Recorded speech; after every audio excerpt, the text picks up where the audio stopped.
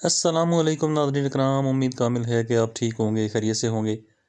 नाज़रीन इकराम, आज फिर एक नई वीडियो के साथ मैं आपकी खिदमत में हाज़िर हूँ। उम्मीद है कि आपको वीडियो पसंद आएगी। वीडियो पसंद आएगी तो वीडियो को लाइक लाजमी कीजिएगा, मेरे चैनल को सब्सक्राइब कीजिएगा और वीडियो को दूसरे दोस्तों के साथ भी शेयर कीजिएगा ताकि किसी और का भी फ़ायदा हो सके। तो नाज़रीन इकराम, आज मैं आपको छोटा सा टोटका बताने वाला हूँ पेट दर्द के हवाले से। पेट का दर्द किसी को भी हो सकता है, किसी वजह से भी हो सकता है और पेट का दर्द जो है वो अचानक भी हो सकता है। तो नाज़रीन इकराम, पेट का दर्द जो है खाने पीने की गलत खाने पीने की वजह से भी हो सकता है और किसी ऐसी चीज़ की वजह से भी हो सकता है जो पेट के लिए सूटेबल साबित ना हो, जो आपकी आंतों के लिए मैदे के लिए सूटेबल साबित ना हो तो फिर भी हो सकता है। या तो आपको जो है मैदे में कोई प्रॉब्लम आ जाए तो फिर भी हो सकता है। आंतों में किसी यानी गैस के हवाले से भी प्रॉब्लम हो सकती है। उसके अलावा आपको जो है बदहज़मी के हवाले से तबखीर मैदा, इस किस्म की तमाम बीमारियां जो होती हैं ये पेट का दर्द हो सकता है इनसे। तो नाज़रीन इकराम, आपने पेट के दर्द के लिए एक छोटा सा नुस्खा आपने इस्तेमाल करना है जो मैं आपको बताने वाला हूँ।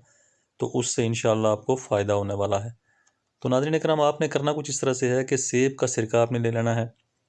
सेब का सिरका अक्सर व बेशतर हिचकियों और गले के दर्द के लिए भी घरों में इस्तेमाल किया जाता है, क्योंकि इसमें मौजूद पोटाशियम और विटामिन डी और सी मौजूद होते हैं। अलावा अज़ीम ये सिरका एंटीऑक्सीडेंट है, एंटीऑक्सीडेंट से माला माल होता है।